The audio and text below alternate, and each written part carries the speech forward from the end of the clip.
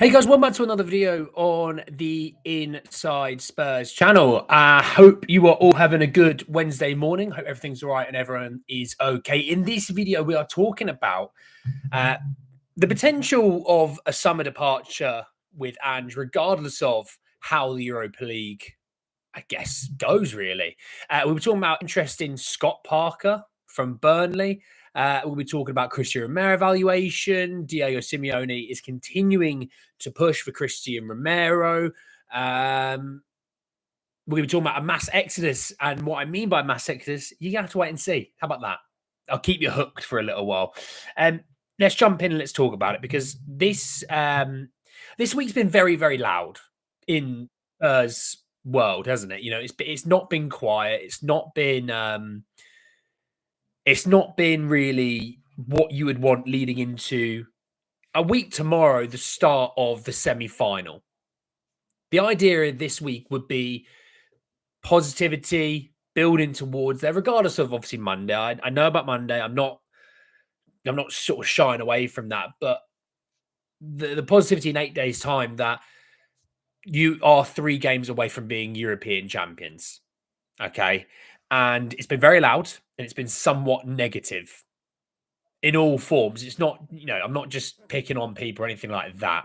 So let's start with a little bit of the Ange flavored news because this is fascinating, really. So it came from Matt Law saying there's a growing sense that Ange Postecoglou is likely to leave Tottenham at the end of the season, regardless of the outcome of the Europa League campaign, either through being dismissed or a mutual parting. I would think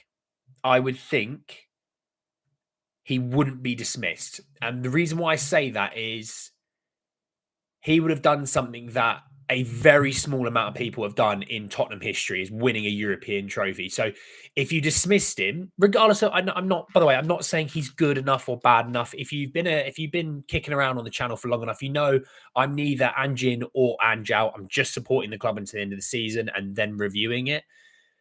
But if he does win a European trophy, even though the league form hasn't been good, I don't think you would sack him. But I do think he'd walk away. There's my caveat. I don't think he'd be here next season. And I think it would be him saying, my reputation stands intact. I'm a European trophy winner. I said that I'd win. I say that I always win something in my second year. I've backed up my words. I'm going to leave on an all-time high. And to be honest, he would still get a really good job if he wanted one after this. He would. He's a European trophy winner. You know, people that win European trophies are pretty far and few between. You know, people talk about Conte. He's not won a European trophy. You know, people talk about Poch, not won a European trophy. So he would get another good job. It's not denying that. And I think he would do well, if I'm honest. You know, people harp on about Celtic and it's, well, look at Brendan Rodgers. I think they're going to win the treble potentially this year. Nobody really cares enough. You know, Rangers are naff this year. You know, Aberdeen, Hibs, just a bunch of all right teams. And then there's Celtic and no one's really caring about it, you know. But he would have won a European trophy. So I think he'll mutually depart. I think Spurs, I wouldn't shock me if Spurs go, let's send you off with a few quid in your back pocket though, because he's won a European trophy. But it is fascinating. And then from there, obviously I'm not sitting here going, who would I want to replace Ange? Because it's not here yet. Until we get to a situation where we know he's here or we know he's going, I'm not going to sit here and twerk about other managers. Okay, we did a video. We compared Iriola, Frank, and Silva off of one another. That was a comparison. I don't think any one of them stood out in a massive way. You know, there wasn't one guy that I looked at and went, I think that would definitely be the guy that I want. You know, of the 3 of them, I probably would have said Frank. You know, way more experience as a manager, has worked with building up younger players and worked with sort of cheaper players. So he's Daniel Levy's wet dream. That's probably where I would go, though. But no, in all honesty, I'm not worried about a new manager until it gets to that point because I don't care if you're Ange in or Ange out, by the way, on this topic. I really do not care. What I care about is that European trophy.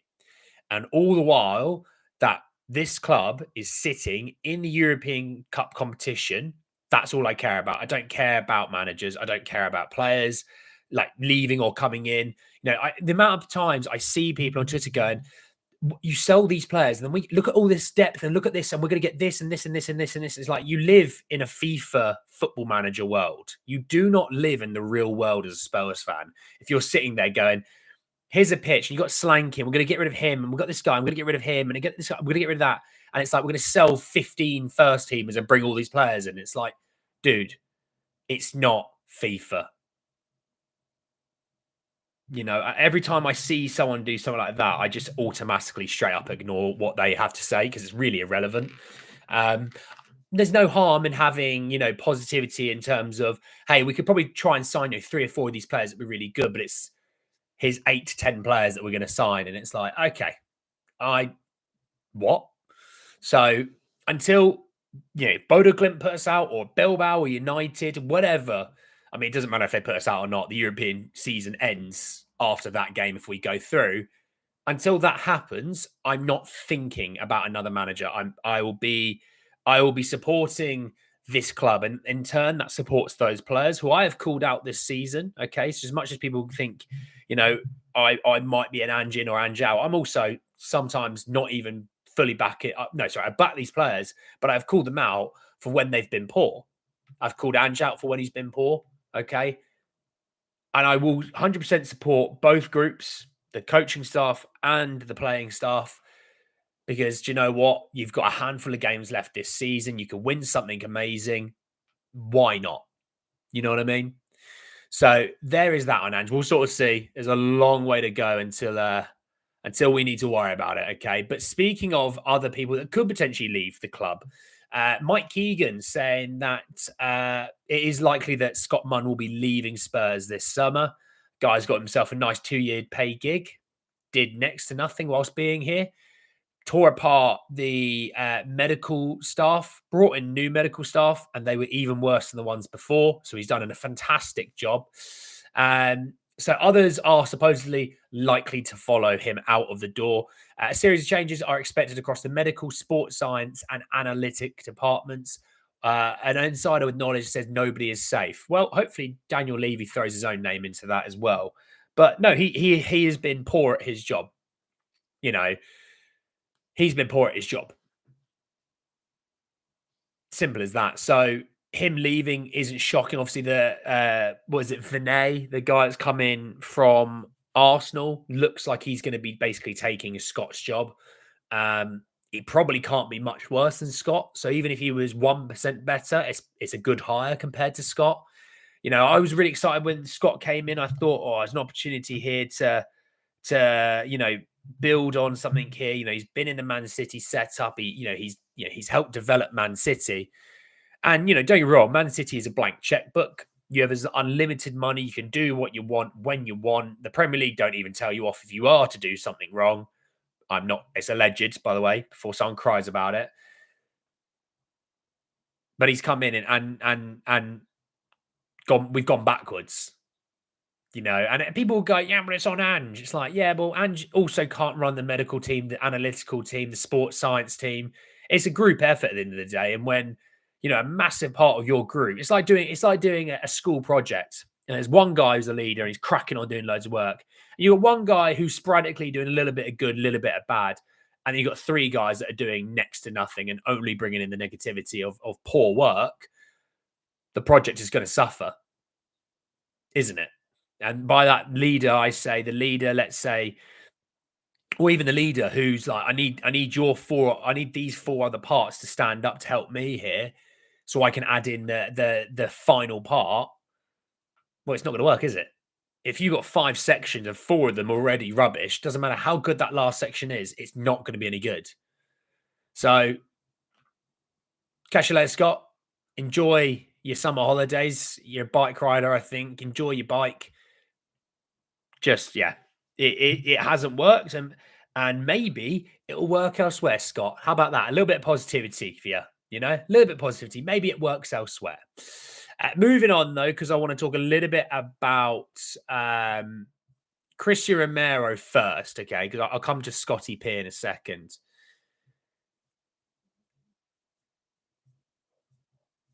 Yeah, I'll talk about Scotty P in a second. So look, on Christian Romero, obviously did the interview and things like that. And, a lot of aggregators clipped only a certain amount of it because if they clipped the full amount, then it would have been a really, really awful thing to get interaction and engagement on to make your money from your blue ticks. he said, look, I want to see how this season goes. I'll talk to my agent at the end of the season. We got a European trophy and I really want to win it.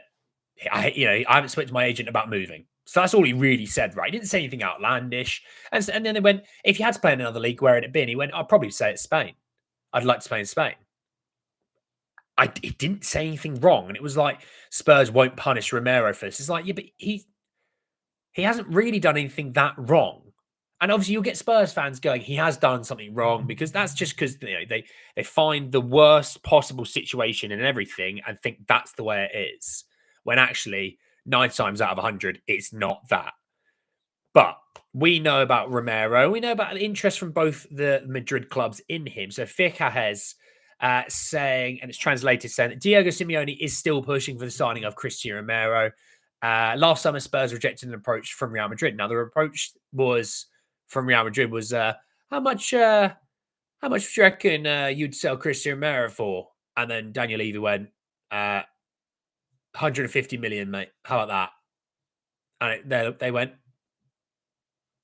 yeah, probably can't afford that one. And then Daniel Levy going, oh no, bite me.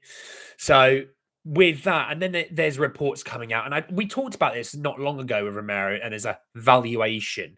Spurs would accept around 60 million. No, they wouldn't. No, they wouldn't. There's no way on God's green earth Spurs are dropping their valuation of a player in 1 year 90 million. Now, they might drop it 19 million, but they're not dropping it 90. We won't sell him for 60 million. If we do, we've basically just gone, we just need to get him out the door. Oh, he's such a problem. He's this, that, and the other. And he's just not a problem. If it's 60 million, we've done awful in that deal. Awful. Okay. There are players who have recently been signed as centre backs who are worse than Christian Romero, who have been signed for 60 odd million. So, no, not interested at all. Okay. I could even highlight other players who've been gone for a lot more who are inferior to Romero. So, no, not interested in 60 million. If we took 60 million, sack everyone in the board, sack all transfer makers, sack them all, because that's like taking 2/3 of a penny on the dollar. You should be looking at about 80 million, in my opinion, 80 million plus. Now, people will go, we should just take 60 and get him out the door. Again, we would not have brought in enough money if we did that. His valuation isn't dropping nearly 100 million in a year. It's not. Not in Daniel Levy's eyes, at least. You know what he's like. It'll be even if it's 80 million, they've dropped their valuation 70, which is still a huge amount. You've dropped it nearly 50%. But no, they're not dropping it nearly 65, 66% basically. They're not dropping it all that way.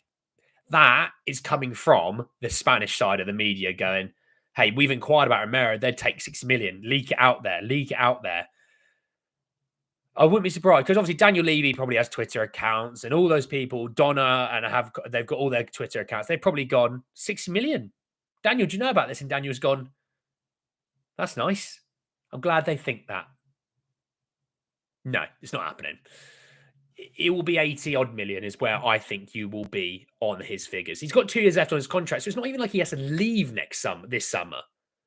No, you still have control over this deal. This deal isn't, don't get me wrong, this would be the prime time to sell him due to age and contract length, but there is no way he's being sold. And the reason why I say this is coming from Spain is there is no way on any way possible, mindset that you have got in, like I said, 8 days' time, the start of the next biggest part of your season. I've said that so many times this season. The Carabao Cup semi-final with the FA Cup in and around that period.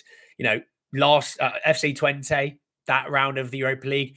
Frankfurt, last round of the Europa League. I just keep saying this is the biggest week of Spurs' thing. It's like up again. At least we've got some practice in it. At least we know, hey, every time we're in the Europa League, it's the biggest part of our season. So at least the players are ready for it. But no, this is coming from Spain. It's trying to disrupt the player. It's trying to disrupt the club. That's where it's coming from. And I can't be arsed with it, if I'm honest. I cannot be arsed with it. The Spanish clubs do it all the time. They love, for Spanish clubs, oh no, we don't do anything wrong. They love tapping up a player. They absolutely love it. Zidane did it over Bale. He twerked to get Bale at Madrid. So there's evidence that these clubs do it, by the way. They did it with Conor Gallagher last summer. They talked about him non-stop in Atletico Madrid. Conor Gallagher, Atletico Madrid, over and over and over and over and over. They do it all. They do it all. They use the press and they go, but that's not us. We're not doing anything. And it's like, yeah, no, you are. And if a fan can't work out that the clubs are leaking that from their end to try and drive the price down, then unfortunately you don't understand what goes on when it comes to the media and transfers and things like that. So look, like I said, 60 million, that's nice. Good luck to you. Not happening. I mentioned this yesterday, but I didn't really get a chance to just quickly spend some time on it. Burnley were promoted because this, by the way, turns really nicely into Scott Parker.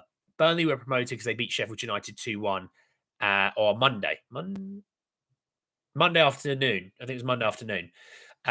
Because of that, Sheffield United were in third, Leeds are top, Burnley are second. Because of that win, it's now impossible for Sheffield United to finish in the top two. So therefore, they'll be in the playoffs. Now, the top two, they'll still be battling out to actually win the championship because they're level on points. But Burnley are automatically guaranteed promotion back to the Premier League alongside Leeds. So both teams are back in the Premier League next season. Due to this, Marcus Edwards, who joined Burnley in January, had an option that would have made it guaranteed. An option to buy becomes an obligation to buy if they are then promoted to the Premier League, which they have done. It's 10 million. That's the purchase option that they have got to make now to Sporting Lisbon. Spurs will make 35% of that. That is 3.5 million. So Spurs have technically made 3.5 million in April on a player for this summer. Okay. So there you go. If you sort of thought about it, Spurs have made their money. Not made their money, but made some money on Marcus Edwards. So there you have it. But let's talk about Scotty P, because this is, I don't know. I don't really know where.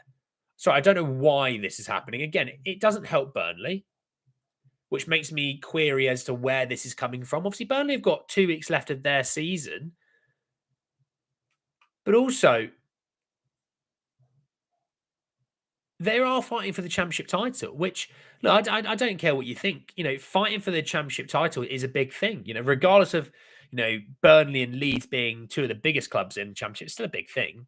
But Mike Keegan's saying that Burnley manager Scott Parker has admirers at Tottenham, which is nice. I know we need midfield help, but I think Scott might be a little bit too old to play in the midfield for us. What I find interesting, right? What I find interesting, Scott Parker failed in the Premier League with Fulham. Okay. Bournemouth won. I spoke to a guy who used to work for one of the presses in Bournemouth when Scott Parker left. And I used to train him, and he said, "I'm so glad he's gone." He was one of the most egotistical, arrogant humans I've ever had to work with. And I was like, "Oh," I was like, "Look, that's your word. I'm not saying that's my word. I'm just saying that's your word. He might have been just to you, but he might be a great person to everyone else. So that's why I'm not taking what he said there." But a lot of Bournemouth fans were really happy he left, by the way. Fulham fans happy he left. Burnley. Now, Burnley, you're sitting there going, they've conceded 15 goals this season in Championship, which is incredible, by the way. It really is. It's like conceding once every 3 games. It won't be like that in the Premier League. The quality of football is not good. Okay, he's played for Spurs and maybe he understands the club quite nicely. Then just go and pay the fee to go and bring Poch back then if you want to do that. At least you're going to enjoy some of the football a bit more, you know? Scott Parker isn't the move for me whatsoever. The quality, the style of football, people will look at the championship version of his teams and go, success. It's like, yeah, look what he's done in the Premier League. He's stunk up the gaff every time. I'm not interested in Scott Parker whatsoever, personally. I could probably rattle off quite a few managers that I would like ahead of Scott Parker. Hell, I'd want Andoni Iraola, Thomas Frank, and Marco Silva. I'd want them all over Scott Parker. Hell, Marco Silva's doing it at the club that Scott Parker was at. Iraola's doing it at the club that Scott Parker was at. Thomas Frank, you need to leave Brentford so he can go there and then go back afterwards. And then you can be like, oh, he's done it at the club that he was at. Not for me. Not for me. He's probably at the club that he suits best. No, not at all, personally. The way I also would sum it up is we have had that style of manager before. And this is the other key thing I want to bring in. There's a couple of points to this. But firstly, this is a kind of manager that we've had before. Their names were Jose Mourinho and Antonio Conte and Nuno Espirito Santo. Nuno sitting right now, probably what, fourth or fifth in the Premier League, fighting for Champions League spots, right? Antonio Conte, second in Serie A, had his first big proper meltdown of the season the other day. That was interesting. I was like, oh, I've seen this one before. And Jose, who is a multi-time trophies winner, not only domestically, but also in European competitions. He's the first manager to have won the Champions League, the Europa League, and the Conference League. He's done it in Italy. He's done it in England. He's done it in Spain. This is another one of those. I don't think Scott Parker's better than Marco Silva, who is another one of those sort of managers. So no, he is fourth behind those guys, and we chased two of those guys out the door. By the way, let's not forget, and people love twerking about Conte. By the way, they do, and I'm not going to go into revisionism about him because I don't like to think of Conte. I don't really care about Conte. We have two managers. There's a thumbs up. You're welcome. There's two managers that we've had who are domestically serial winners. One of them is a European winner. Conte's obviously not very good in Europe. Jose very much is. We chased both those guys out of this club. We hounded them. We wanted them gone pretty quickly because the football was so awful to watch. Spurs is always about, sexy football. And we tried the win now managers and we've tried the managers who are happy with 35% possession. And we hated it as fans. Absolutely hated it. And those were win now managers. Those are managers who have, years of evidence that they can win things. Nuno aside, obviously, he hasn't had the success the other two have had. So why would we go back to that, but like a lesser version of that? You are then also saying, right, Ange has been here for 2 years, because by the summer, it would have been 2 years. Ange has been here 2 years. We spent all that time getting rid of players that suited, or tried to get rid of those players that suited, Conte and suited Mourinho, suited Nuno.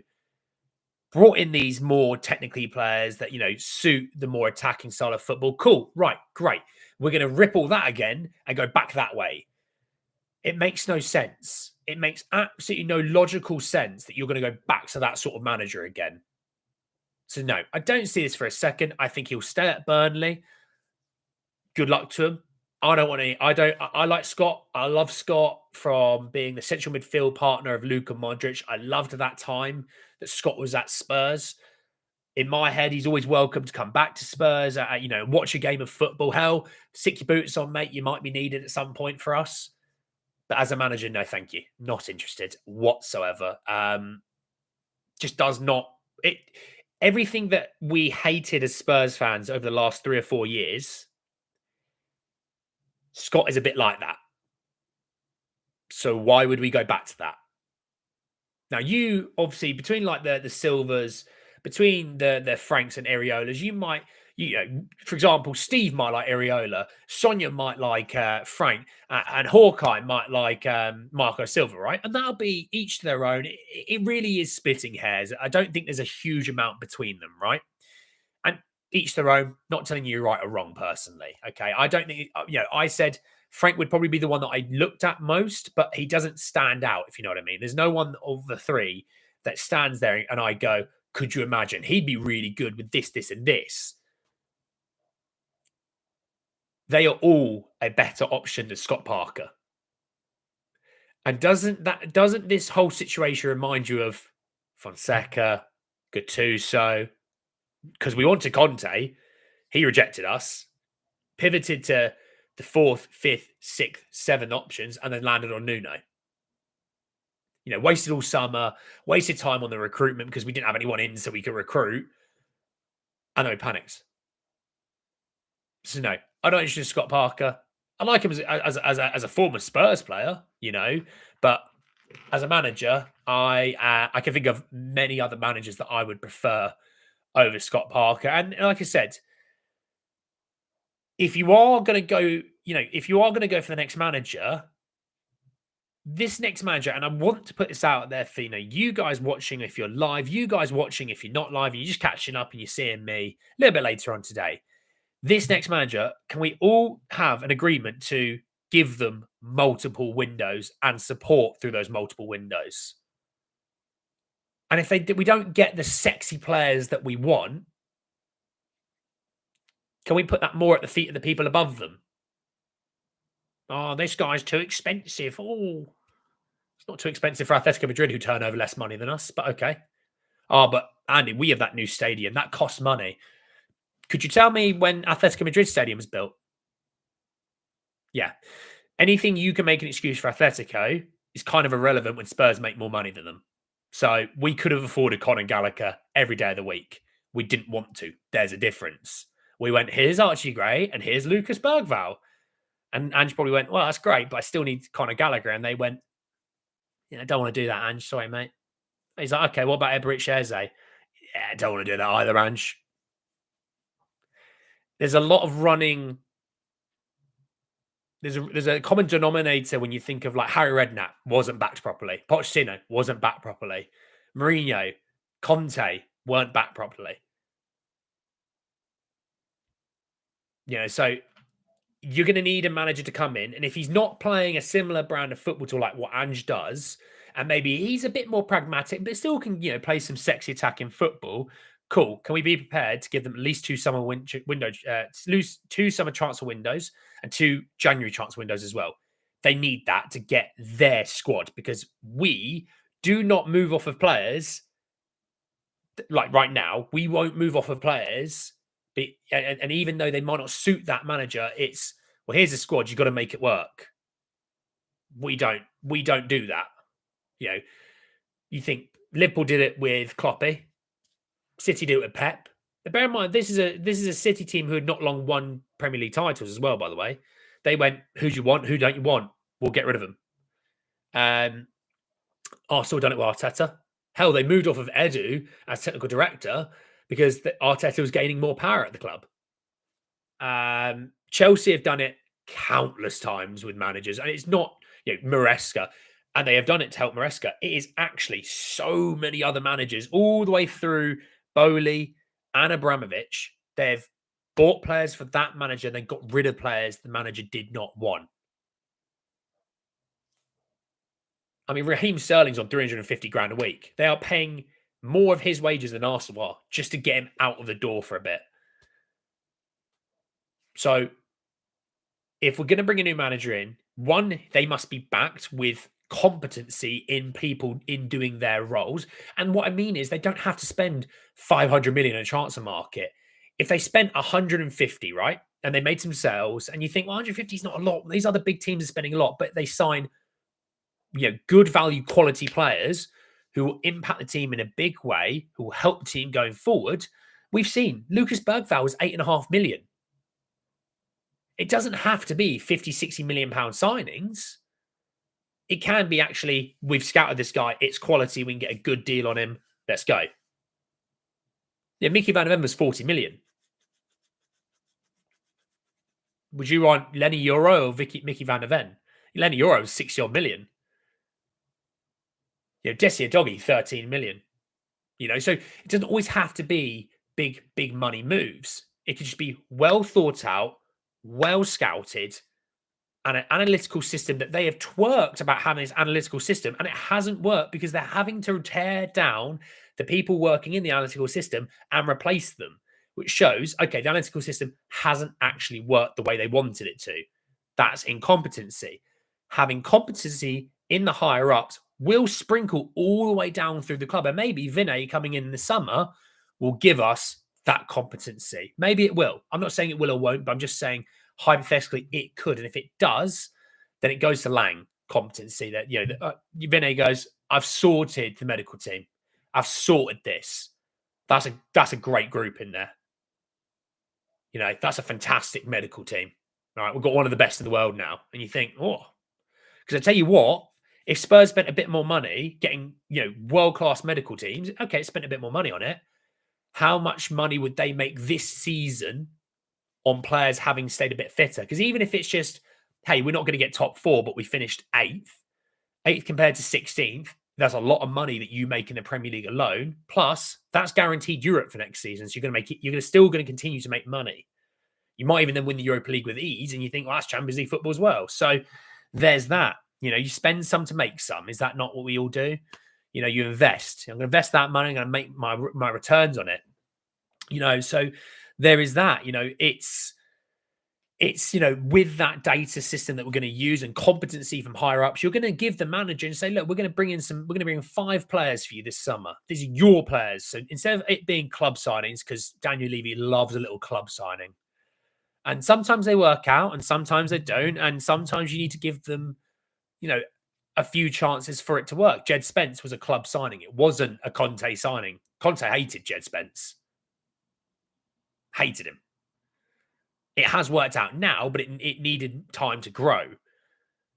We as Spurs fans obviously don't want time to grow. We expect to win the Premier League within winning one game of the first game of the season. That's what we do. But if we can if the new manager is coming in, if it's not Ange, we are talking hypothetical. If it's not Ange, then you must, and I cannot stress enough, I'm going to say it for a third time, must actually back the manager with support, not only from higher ups and money putting into the manager's pocket to spend, and not only from Lang, with the analytical system, the sports data science, all that stuff that helps a manager, not only from Vinay coming in as well. And Vinay will have a massive part, I'd expect, in, the manager side of things as well. He probably would interview the manager as well, giving him the coaching team that he needs, getting rid of players that he doesn't want. And if that is bigger name players, if it is Romero, then you say, look, he doesn't want Romero. We'll cash in. We're going to bring in a couple of players that he does want, because if he says that, these players that he does want are going to help us get back to what we want. Because the idea is we say this, what we want. He goes, right, then to get that, I need this. We then must give him that. Instead of, this is what you want, we're going to give you this, but still expect this. Do you see the issue? We do it all the time, right? All of those things being in place, and then as us, not crying if we lose one game of football every now and then. We do it too much. We've had the most one goal losses this season, which shows you we're in every single game pretty much that we lose even. Wait for someone to go, actually, Andy. And you're just like, shut up. Go touch some grass. Get outside. Have some fresh air, you weirdo. Actually supporting the players instead of, we love it. I go on Twitter all the time. Postecoglou, fat jokes.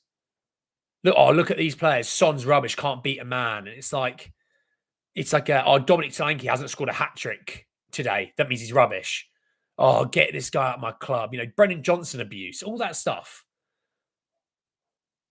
We also need to be better. Let's not deny thinking that Spurs fans are perfect. We're not. None of us are. I'm not. You're not. Your mate down the road isn't. Your mate round the corner isn't. We're not. But we could do better. Absolutely. Now, in turn, does the club need to do better? Absolutely. No denying it. They need to do better. But that's what I'm saying. It's across the board. Everyone involved, from fans watching games and the Twitter weirdos, all the way up to Daniel Levy, everyone must do better. We have failed for years at the moment. And other than a good 6 months of Conte, and that's all it was. Because trust me, at the start of the next season, we were trying to chase him out pretty early on. Must do better. Any news on Cardoso? Still have the option to buy. We'll view it in the summer. And again, that's another one, Peter. You bring it in with Cardoso. If let's say it's a new manager, it's Parker, it's Silva, it's Frank, it's Iriola, it's Xavi, it's me, it's you. If they do not want Johnny Cardoso, you do not sign Johnny Cardoso. End of. If they do want him, you pick up the option, you bring him in. But if they do not want him, you don't go, oh, well, maybe he could play in the midfield and he could maybe do this. Look at his data, it's really good. But if a manager goes, he does not suit my style of play, you do not sign this player. We must be better at that. Just because it looks a cheap deal on paper doesn't mean it's going to be a cheap deal. Because guess what? If he absolutely flops and stinks up the gaff and you have to sell him for 5 million, you made a loss. It's not a cheap deal. It's a bad deal. And we've made plenty of bad deals over the last few years. We need to be better. Sign relevant players for the manager system that you are going to be working in. Simple as that. That is my rant over. Don't worry. I'm not going to rant anymore and make you all lose your marbles. All right. Don't worry. I'm too happy today, to be honest. I'm too happy today. But look, thank you all so much for joining me this morning. Go and enjoy the rest of your mornings, your afternoons, your evenings, wherever you are in the world. Spurs can't ruin your week this week, which is nice. Twitter will try, but Spurs won't. Look after yourselves. I'll be back tomorrow to talk a lot more about Spurs and hopefully bring you some bloody good news. Take care, everyone. Peace.